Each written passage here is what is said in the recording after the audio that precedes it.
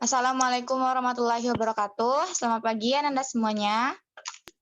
Waalaikumsalam warahmatullahi wabarakatuh. Bagaimana kabarnya? Apakah Anda semua sehat?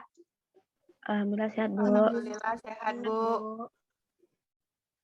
Alhamdulillah ya, Ibu harap kita selalu dalam keadaan sehat, mengingat kondisi sekarang masih dalam pandemi COVID.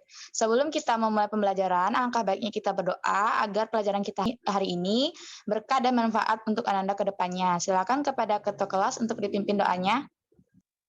Baik, semuanya sudah siap. Berdoa menurut agama dan kepercayaan masing-masing dimulai. Berdoa selesai. Terima kasih ketua kelas.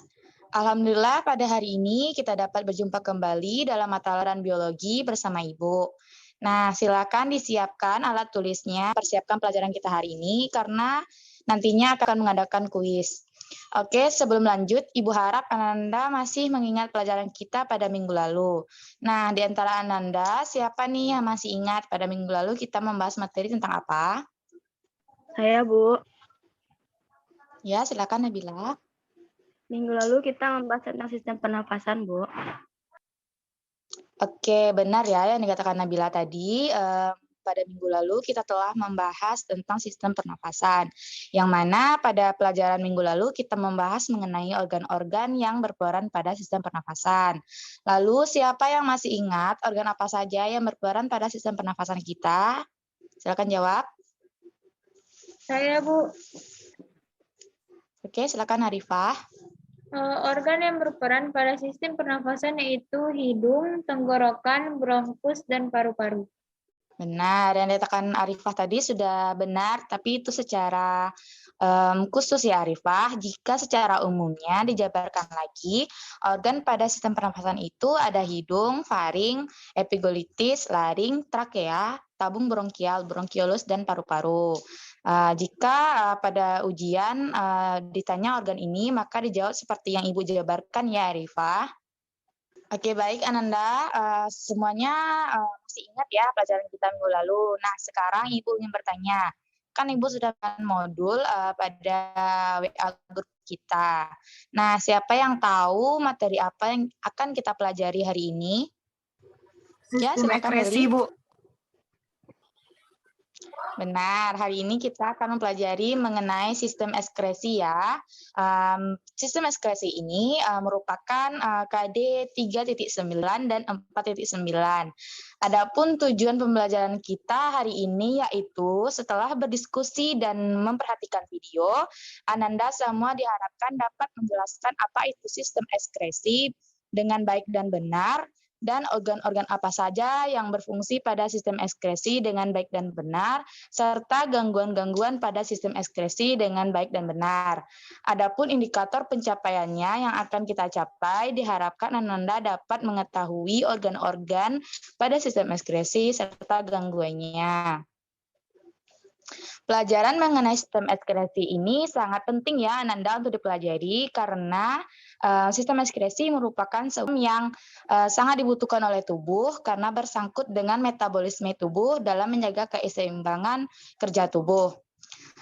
Pelajaran hari ini mengenai sistem ekskresi dengan model pembelajaran discovery learning ya Ananda. Jadi pada discovery learning ini Ananda dituntut untuk lebih aktif dan lebih kreatif serta lebih giat lagi mengemukakan pendapat Ananda. Oke, sebelum lanjut tadi Ibu sudah katakan bahwa Ibu akan mengadakan kuis. Kuis hari ini yaitu berupa cerita ya Ananda. Ibu harapkan setelah Ibu bercerita, Ananda dapat menjawab pertanyaan hubungannya dengan pelajaran kita hari ini. Oke, sekarang yang seperti kita lihat bahwa cuaca sedang tidak menentu ya Ananda, di mana suatu hari cuacanya sangat panas sekali hingga menyebabkan kita dehidrasi. Nah, keadaan kita dehidrasi, maka kita mengkonsumsi air minum secara berlebihan. Begitupun sebaliknya pada hari sebelumnya, itu cuacanya hujan dari pagi sampai pagi lagi hujan. Dengan Masalah ini menyebabkan kita mengkonsumsi kopi melebihi konsumsi kopi kita pada sebelumnya. Jika seseorang mengkonsumsi air itu secara berlebihan atau tidak di batas normal, yang mana kita tahu manusia itu mengkonsumsi air itu 8 gelas per hari. Nah, jika seseorang mengkonsumsi air minum secara berlebihan, apa yang akan terjadi dan apa hubungannya dengan pelajaran kita hari ini? Siapa yang tahu, silakan dijawab. Izin menjawab, Bu. Silakan, Siva. Jika seseorang minum secara berlebihan, maka ia akan sering buang air kecil, Bu, dan hubungannya yaitu pengeluaran urin di tubuh, Bu. Oke, benar sekali. Sepertinya Siva sudah belajar ya. Yang dikatakan oleh teman Ananda tadi benar, bahwa salah satu contoh dari sistem ekskresi di tubuh kita adalah pengeluaran urin di tubuh kita melalui organ ginjal. Nah, sekarang sebelum kita lanjut, Ibu mau bertanya dulu, siapa yang tahu apa itu sistem ekskresi? Saya, Bu. Silakan, Fatma. Sistem ekskresi itu proses pengeluaran zat, Bu. Oke, bagus ya yang dikatakan oleh Fatma tadi. Yang dikatakannya sudah benar, tetapi Ibu akan sedikit menjelaskan. Silakan siapa yang share screen ini, Arifa di-sharekan PPT Ibu. Apakah sudah terlihat share screen-nya, Nanda? Ya, Bu. Udah, Bu. Oke, baik. Sistem ekskresi, seperti yang dikatakan oleh teman Ananda Fatma tadi, sistem ekskresi itu merupakan pengeluaran dari tubuh.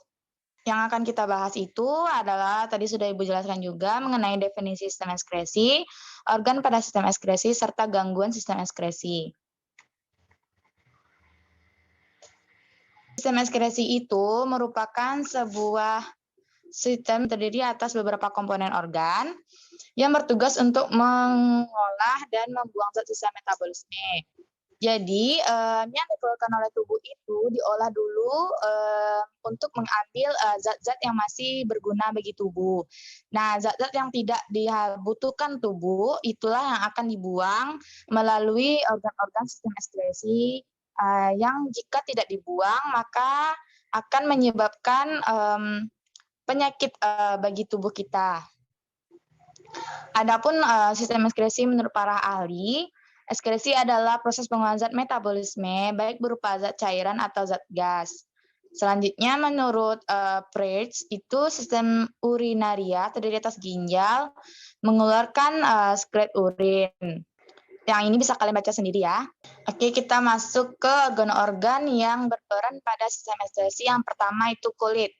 Kulit merupakan jaringan pelindung terluar yang terdapat di permukaan tubuh. Kulit termasuk ke dalam sistem ekskresi karena mampu mengeluarkan zat-zat berupa kelenjar keringat. Adapun kulit ini terdiri atas 3 lapisan, yaitu epidermis, dermis, dan jaringan ikat bawah kulit. Pada jaringan epidermis ini terdiri dari lapisan tanduk dan lapisan malpighi. Pada jaringan dermis, terdiri atas pembuluh kapiler, kelenjar keringat, kelenjar minyak, pembuluh darah, ujung-ujung syaraf, dan kantong rambut. Pada jaringan ikat bawah kulit, terletak di bawah dermis ya, Nanda, bisa dilihat pada gambar. Di antara lapisan jaringan ikat bawah kulit dengan dermis dibatasi oleh sel yang disebut dengan sel lemak. Oke, lanjut. Yang kedua itu ada ginjal. Ginjal merupakan komponen utama penyusun sistem ekskresi manusia, yaitu pada urin. Manusia memiliki sepasang ginjal sekitar 10 cm. Letak ginjal di rongga perut sebelah kiri dan kanan, ruas-ruas tulang pinggang. Ginjal berfungsi untuk menyaring zat-zat sisa dari dalam darah, mempertahankan keseimbangan cairan tubuh, mensekresikan gula yang melebihi kadar normal, dan mengatur keseimbangan asam dan basa pada tubuh. Adapun bagian-bagian ginjal itu dapat Anda lihat pada gambar itu ada arteri, vena ureter, pelvis renalis, medula, korteks atau kulit ginjal. Nah, kulit ginjal ini merupakan bagian terluar dari ginjal, biasanya disebut dengan korteks renalis. Fungsinya untuk menyaring darah. Yang kedua, ada sumsum ginjal, bagian tengah ginjal disebut dengan medula. Berfungsi sebagai tempat berkumpulnya pembuluh-pembuluh halus yang mengalir urin. Yang selanjutnya ada rongga ginjal, berada di bagian paling dalam, disebut dengan pelvis renalis. Pada gambar bisa dilihat, fungsinya untuk menampung urin. Oke, lanjut. Yang ketiga, itu ada hati. Hati ini terletak di rongga perut sebelah kanan, di bawah diafragma. Dilindungi oleh selaput tipis yang bernama dengan kapsul hepatis. Hati ini berfungsi untuk mensekresikan getah empedu, zat sisa dari perombakan sel darah merah yang telah rusak dan dihancurkan oleh limfa. Yang terakhir itu ada paru-paru. Paru-paru manusia berjumlah sepasang, terletak di dalam rongga dada yang dilindungi oleh tulang rusuk. Fungsi dari paru-paru ini yaitu sebagai organ pernafasan. Pada sistem ekskresi, fungsinya yaitu untuk mengeluarkan gas-gas sisa metabolisme pernafasan berupa gas CO2 atau karbon dioksida dan H2O atau uap air. Nah, kita masuk ke gangguan pada sistem ekskresi. Nah, pada gambar 1 itu dapat kita lihat itu pada ginjal ya, gangguannya Nanda semua. Nah, ada ini namanya penyakitnya itu batu ginjal. Dan pada gambar kedua itu terdapat pada paru-paru manusia yang disebut dengan tuberkulosis. Lanjut. Kemudian pada gambar 3 itu pada hati penyakitnya disebut dengan hepatitis. Dan kemudian pada gambar terakhir itu terjadi pada kulit yang sering disebut juga dengan penyakit eksim pada kulit. Oke, Nanda, mungkin itu sedikit materi dari Ibu. Tadi Ibu sudah kirimkan link berupa video. Silahkan Ananda dilihat videonya, dicatat yang bagian penting, lalu disimpulkan. Untuk waktu menonton video ini, karena video kita itu sedikit panjang ya, Ibu beri waktu selama 20 menit. Silakan menonton. Baik, Bu.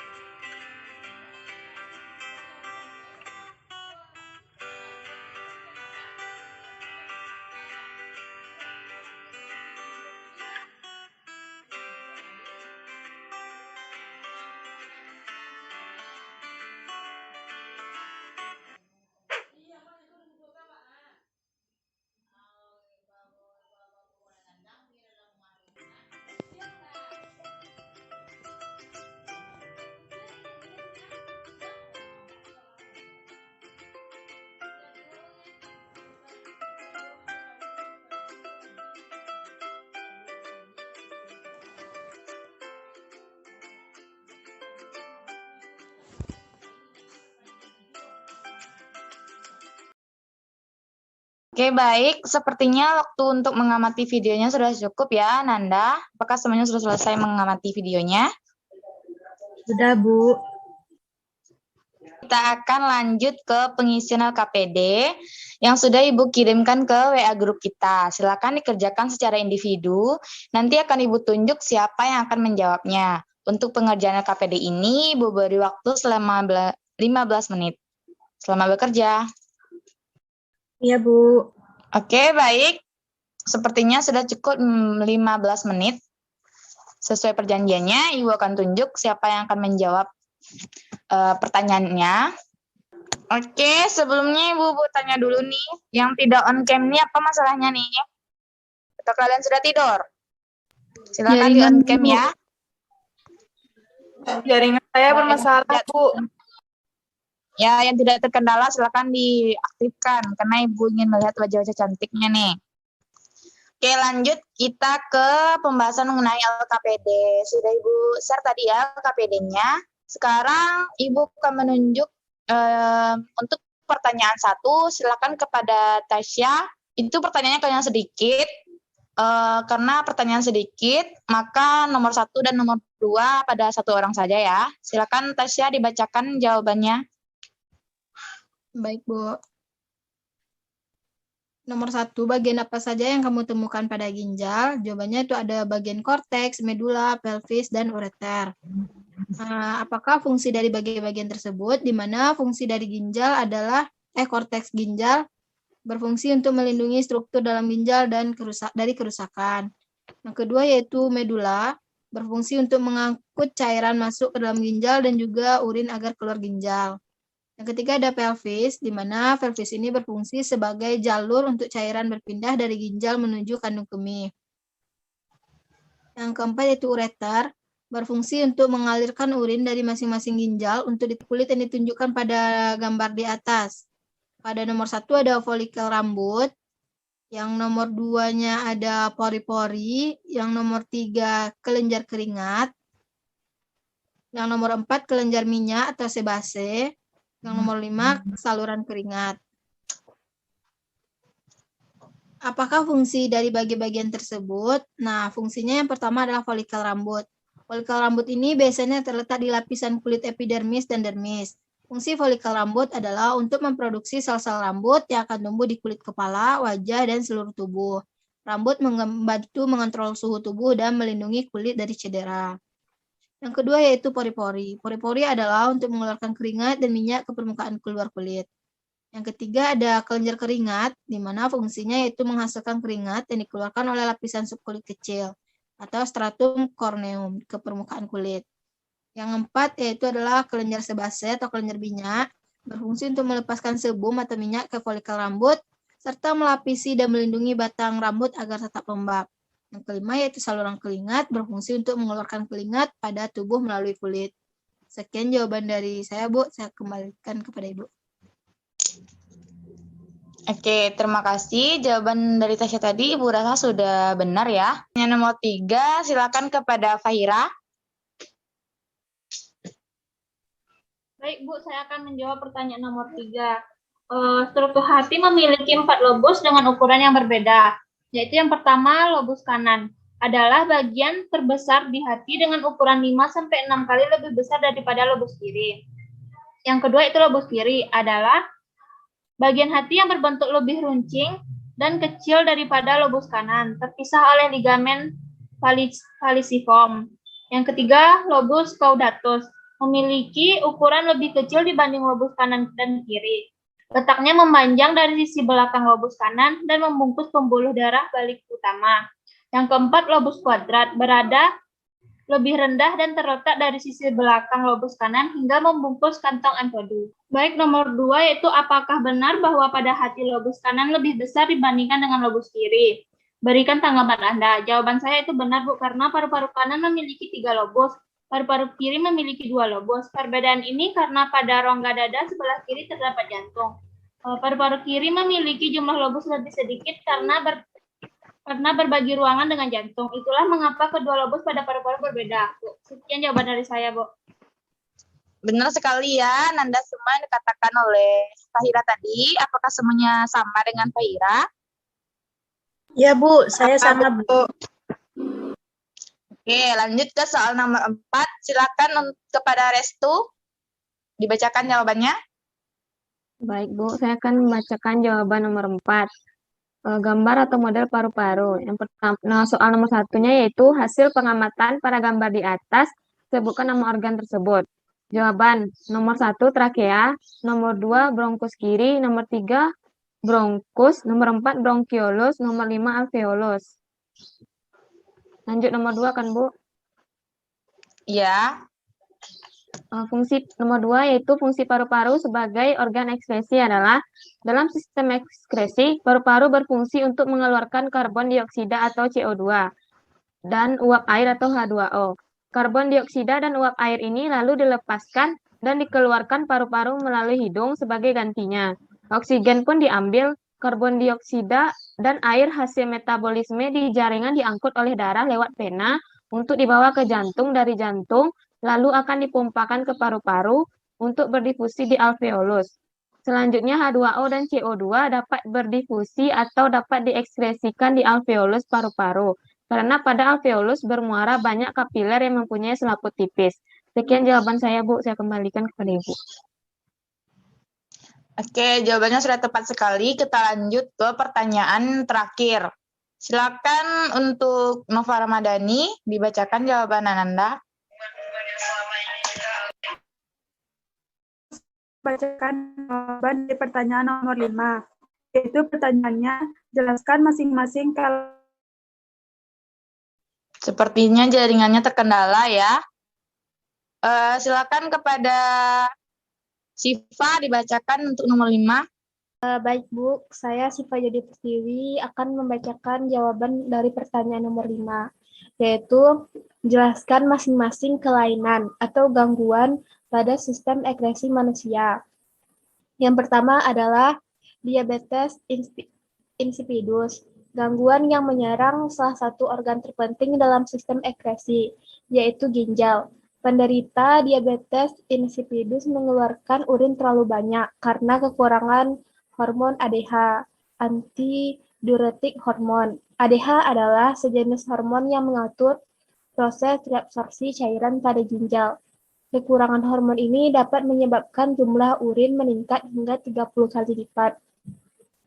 Yang kedua adalah batu ginjal, disebabkan oleh pembentukan endapan garam kalsium pada rongga ginjal, saluran ginjal, dan kandung kemih.